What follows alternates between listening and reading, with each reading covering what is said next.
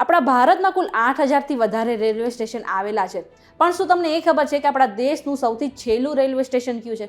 આ સ્ટેશન પરથી તમે બીજા દેશમાં ચાલીને જઈ શકો છો.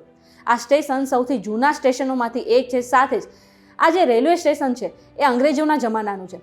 કયું છે આ રેલવે સ્ટેશન? ચાલો જાણીએ. VTVGujarati.com પર તમે જોઈ રહ્યા છો અજબ ગજબ, અને હું છું મેઘા. હવે આપણા ભારત દેશમાં જે રેલવેની શરૂઆત છે અંગ્રેજોએ કરી હતી. એ સમયે આપણી જે ટ્રેન છે કોલસાથી ચાલતી હતી, પરંતુ આજે આપણે બુલેટ ટ્રેન અને મેટ્રો સુધી પહોંચી ગયા છે.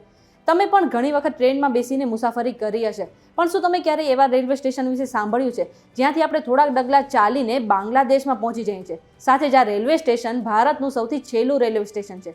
ભારતના સૌથી છેલ્લા રેલવે સ્ટેશનનું નામ છે સિંઘબાદ રેલવે સ્ટેશન. આ રેલવે સ્ટેશન પશ્ચિમ બંગાળના માલદા જિલ્લાના હબીબપુર વિસ્તારમાં આવેલું છે.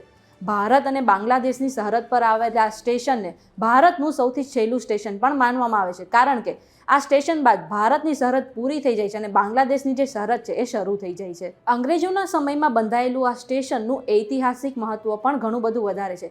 કહેવાય છે કે કોલકાતા અને ઢાકા વચ્ચેના જે સંબંધો છે તે કેળવવામાં આ સ્ટેશનનો ઘણો મોટો ફાળો રહ્યો છે. આઝાદી પહેલાં મહાત્મા ગાંધી અને સુભાષચંદ્ર બોઝ પણ ઢાકા જવા માટે આ સ્ટેશનનો ઉપયોગ કરતા હતા. જોકે ભારત પાકિસ્તાનના ભાગલા બાદ આ સ્ટેશન બંધ કરી દેવામાં આવ્યું હતું, અને એ બાદ 1978માં આ સ્ટેશન ફરીથી શરૂ કરવામાં આવ્યું. હાલ આ સ્ટેશન ઉજ્જડ છે અને કોઈ પણ પેસેન્જર ટ્રેન ઊભી રહેતી નથી. ફક્ત માલગાડીઓ માટે આ સ્ટેશનનો ઉપયોગ કરવામાં આવે છે. આ વિડીયો તમને કેવો લાગ્યો અમને કમેન્ટ કરીને જરૂરથી જણાવજો. જો આજના વિડીયોમાં તમને કંઈ નવું જાણવા મળ્યું તો વિડીયોને લાઇક અને શેર કરી દો. સાથે જ અમારી ચેનલ VTVGujarati.com ને સબસ્ક્રાઇબ કરી લો. આ સિવાય પ્લે સ્ટોર પર જઈને તમે અમારી એપ્લિકેશન પણ ડાઉનલોડ કરી શકો છો. અને દેશ દુનિયાના બીજા સમાચાર મેળવવા માટે તમે અમારી વોટ્સએપ ચેનલ સાથે પણ જોડાઈ શકો છો, જેની લિંક તમને ડિસ્ક્રિપ્શનમાં મળી જશે.